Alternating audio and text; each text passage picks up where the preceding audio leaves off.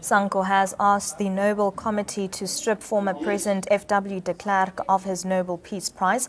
The civic organization is outraged over de Klerk's apparent criticism of government's broad-based black economic empowerment policies. F.W. de Klerk Foundation had criticized South Africa's affirmative action policies as a failure.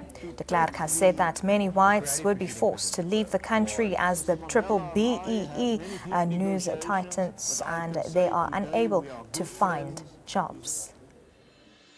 We are very disappointed with the utterances of former President de Klerk.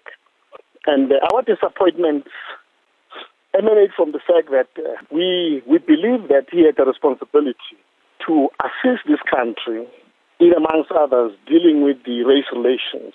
Our view is that he has failed to do that, and what he is busy doing is to entrench blacks on what we normally would call the triple problems, and therefore believe that whites are the only people who are free from that situation. And therefore his statement that he has made exposes him as a person that we cannot rely on. And now here is what F.W. de Klerk had to say, criticizing the government's broad-based black economic empowerment and affirmative action policies. He said, and I quote, "Government has adopted policies consciously directed towards harming the core interests of a section of the South African population according to their race.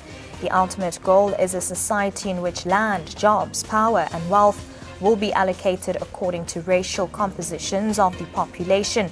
As the triple BEE news tightens, it may become increasingly difficult for white South Africans to find employment.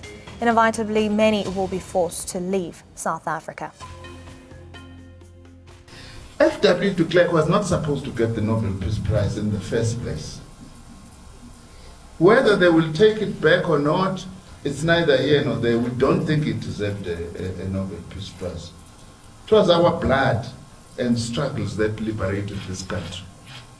He happened to find himself in a particular space where he was leading a party that could no longer rule this country, at least on its own, and forced to the negotiating table.